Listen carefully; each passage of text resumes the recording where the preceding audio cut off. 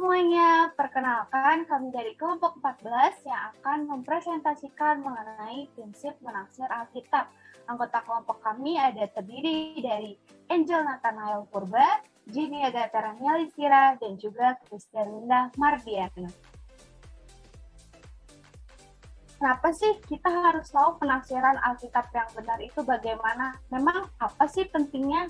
Jadi, memiliki prinsip penafsiran Alkitab yang benar sangat penting agar kita dapat memahami arti dan juga maksud sesungguhnya dari Alkitab.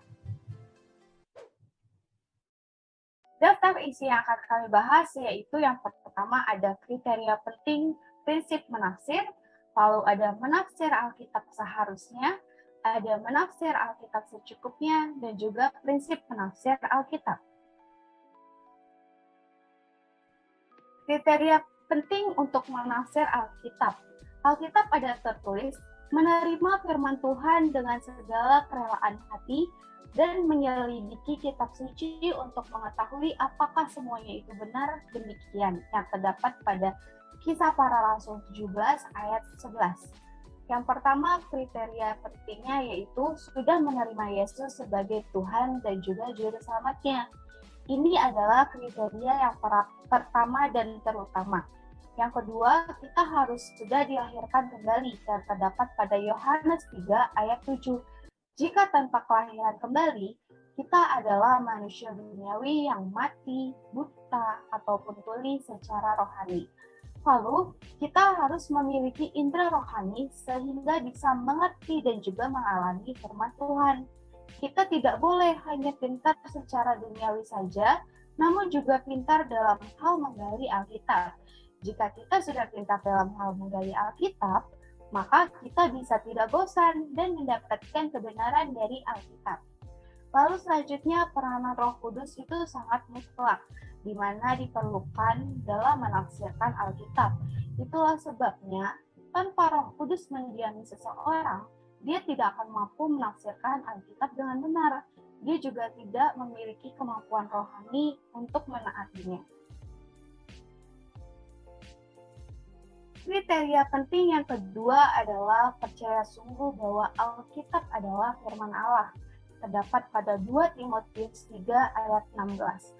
Alkitab harus dilihat oleh seseorang sebagai otoritas karena Alkitab mempunyai teori pengilhamannya sendiri, di mana Alkitab tidak akan mempunyai kesalahan. Alkitab juga tidak akan turun atau hilang otoritasnya. Selanjutnya, dengan menerima ajaran tentang otoritas Alkitab, maka kita akan membacanya dengan sikap yang percaya, hormat, dan juga bersungguh-sungguh. Kriteria penting yang ketiga yaitu memiliki sikap lapar dan juga haus akan firman-Nya. Dalam Matius 5 ayat 6, Tuhan Yesus bersabda, "Berbahagialah orang yang lapar dan haus akan kebenaran, karena mereka akan dipuaskan." Jadi, tanpa rasa lapar dan haus akan firman Tuhan, maka kita akan membaca Alkitab dengan seadanya. Dengan rasa lapar dan haus, kita akan terus menggali sehingga kita bisa mendapatkan makna di Alkitab dengan lebih dalam. Jadi rasa lapar dan haus ini itu yang membedakan hasil dari penafsir satu dengan penafsir lainnya. Ada yang mendapatkan penafsiran dengan mendalam dan ada juga yang mendapatkannya dengan dangkal. Lalu kriteria penting untuk menafsir Alkitab yang keempat adalah tidak sedang hidup di dalam dosa.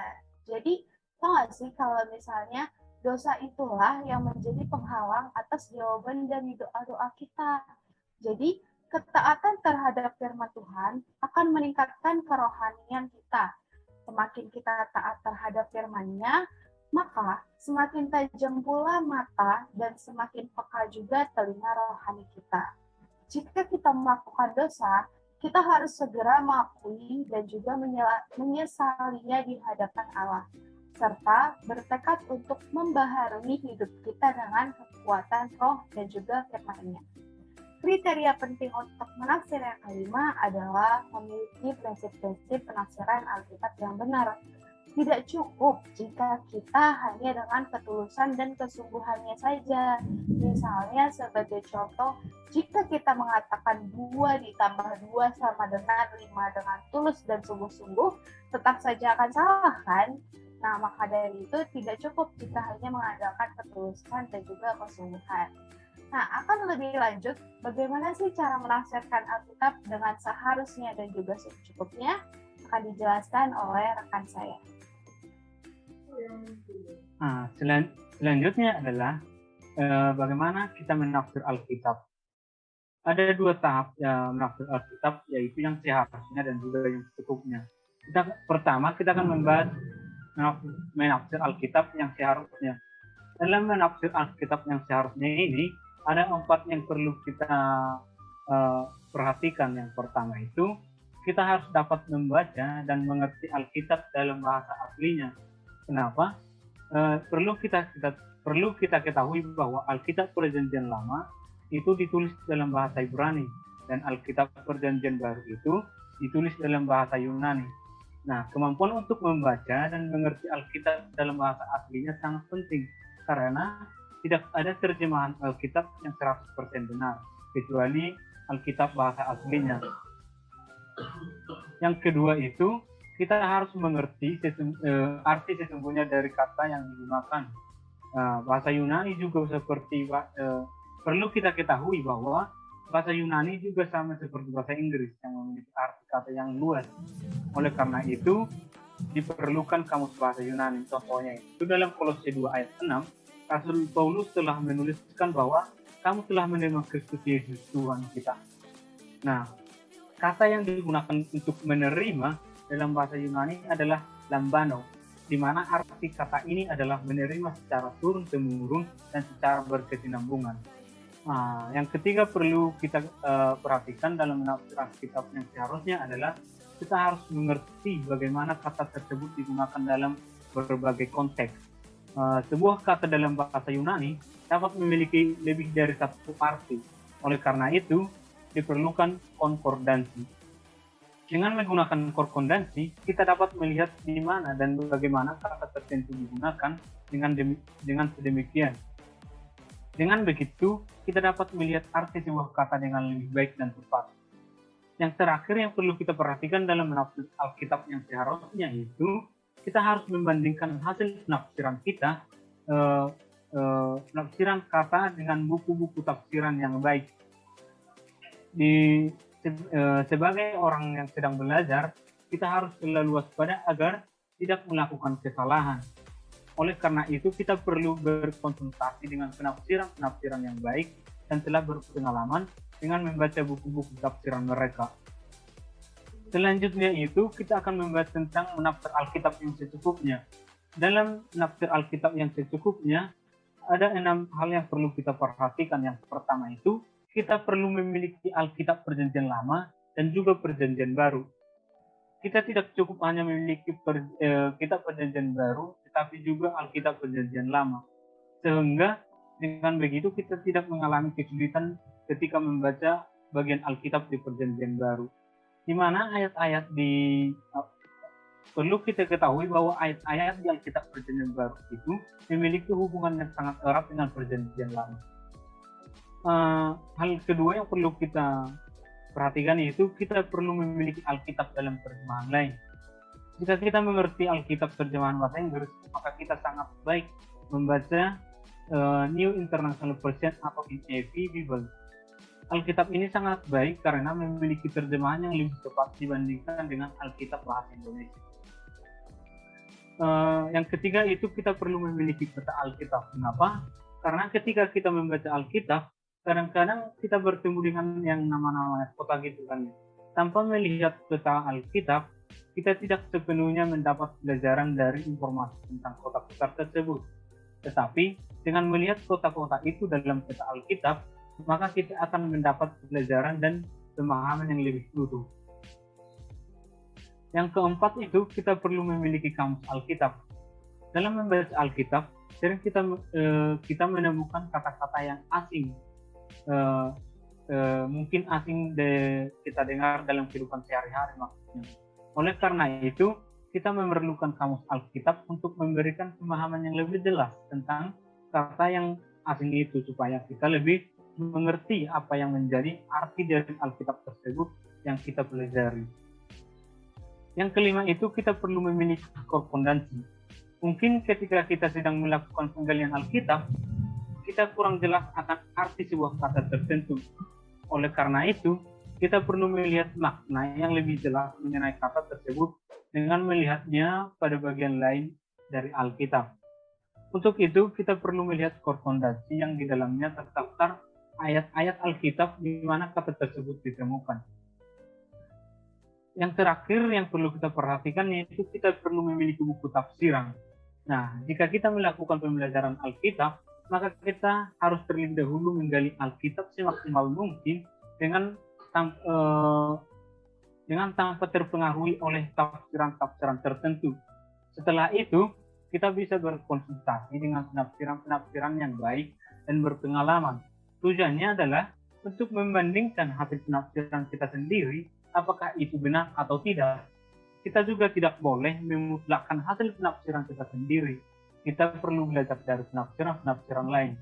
Kalau semisal hasilnya berbeda, kita bisa melihat kembali apakah ada kesalahan pada penafsiran kita atau tidak. Kita harus terbuka pada tafsiran yang lebih baik dan memiliki kesediaan untuk dikoreksi supaya kita mendapat penggalian yang semakin baik. Untuk teman-teman sekalian, kami mau menyampaikan bahwa semua penafsiran Alkitab yang disampaikan di atas tadi bukan untuk menakut-nakuti atau melemahkan semangat kita untuk mempelajari Alkitab, melainkan agar kita lebih realistis terhadap penafsiran atau penggalian kata. Maksudnya, kita perlu tahu di mana posisi kita dalam menggali sehingga kita lebih rendah hati dan terbuka terhadap tafsiran orang lain dan tidak memutlakkan penafsiran kita.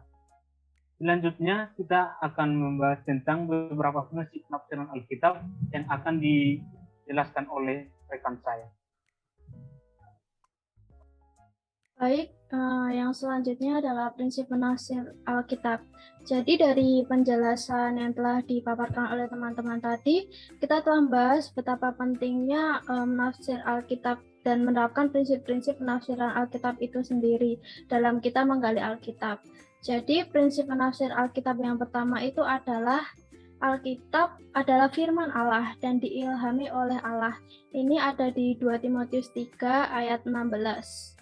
Dan juga ada di 2 Petrus 1 ayat 21.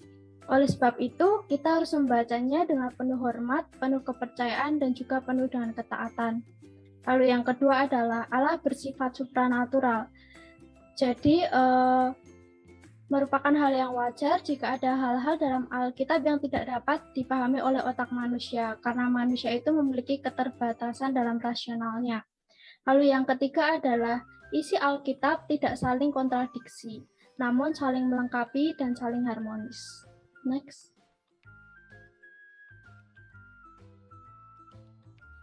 Lalu yang keempat adalah Alkitab yang diilhamkan itu ditulis melalui pikiran dan tangan manusia.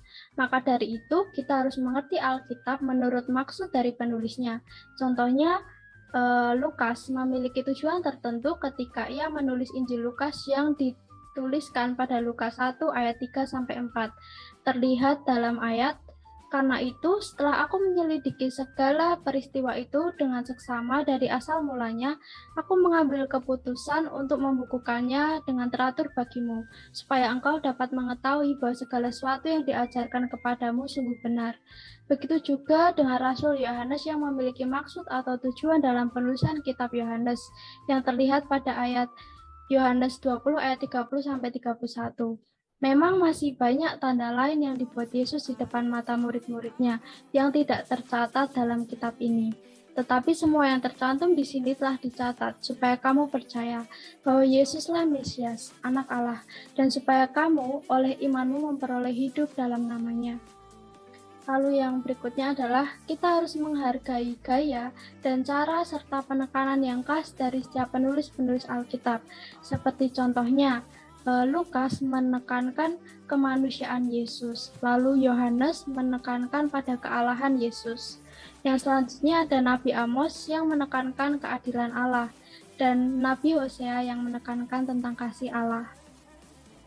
Bukan hanya gaya penulisan yang berbeda, namun penekanan, tema, dan istilah dari masing-masing penulis juga berbeda.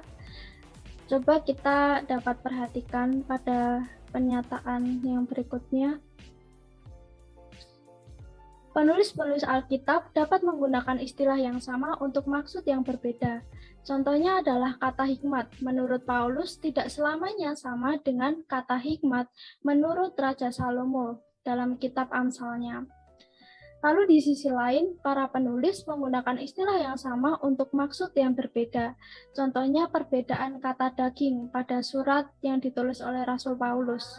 Sebab apa yang tidak mungkin dilakukan hukum Taurat karena tak berdaya oleh daging, telah dilakukan oleh Allah dengan jalan mengutus anaknya dalam daging, yang tertulis pada Roma 8 ayat 3. Lalu dengan mereka yang hidup dalam daging tidak mungkin berkenan kepada Allah, yang tertulis dalam Roma 8 ayat 8. Arti kata daging pada Roma 8 ayat 3 bersifat positif, karena menunjuk pada keadaan Yesus sebagai manusia sejati yang memiliki tubuh manusia atau daging. Sedangkan pengertian daging pada ayat 8 bersifat negatif yang menunjuk pada sikap hidup yang berdosa. Lalu yang selanjutnya adalah Alkitab ditulis dan diilhamkan dalam kurun waktu 14 abad. Karena itu, kebenarannya bersifat progresif, atau dengan kata lain, pewahyuan Alkitab itu tidak secara sekaligus, namun secara bertahap. Dan semakin bertahap itu semakin lengkap. Contohnya, ajaran tentang Allah Tritunggal. Ajaran ini tidak terlalu jelas terlihat dalam kitab Perjanjian Lama, tetapi terlihat jelas dalam Perjanjian Baru. Ajaran tersebut semakin jelas dinyatakan. Lalu yang selanjutnya, Alkitab diilhamkan dan dituliskan dalam jubah atau konteks sejarah, budaya, dan tradisi manusia. Oleh karena itu, kita harus membedakan jubahnya dari isinya. Contohnya, perintah untuk memuji Tuhan dengan tepuk tangan. Ada kelompok tertentu yang menjadikan hal itu sebagai keharusan.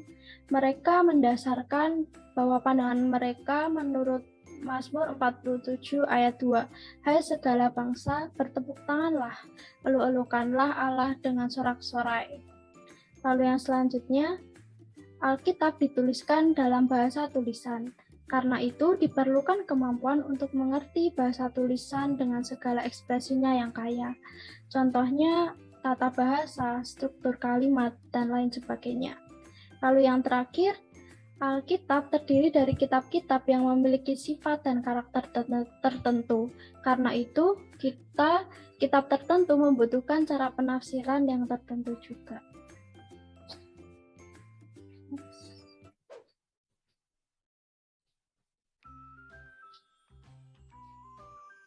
Jadi kesimpulan yang dapat kita ambil adalah kita itu harus memiliki prinsip, kriteria, dan pemahaman dalam penafsiran yang baik agar kita dapat mengerti arti dan maksud sesungguhnya yang lebih mendalam di dalam Alkitab itu sendiri. Kita harus mengetahui apa saja kriteria untuk bisa menafsirkan Alkitab dengan baik. Dalam menafsir Alkitab, kita juga harus menyadari segala keterbatasan, kemampuan otak kita untuk dapat memahami Alkitab yang supranatural. Dalam menafsir Alkitab, kita tidak boleh hanya mengandalkan pemahaman kita sendiri atau menggunakan pengertian manusia. Ada beberapa hal yang kita perlukan agar penafsiran kita lebih baik, seperti kamus penerjemah, peta Alkitab, penafsiran dari orang-orang hebat, Alkitab bahasa lain, dan beberapa hal lain yang membantu kita dalam menggali Alkitab. Yang pasti, kita tidak boleh memutlakkan hasil penafsiran kita sendiri, dan kita harus terbuka terhadap kekurangan yang mungkin ada dan siap untuk dikoreksi agar penggalian yang kita lakukan itu semakin baik.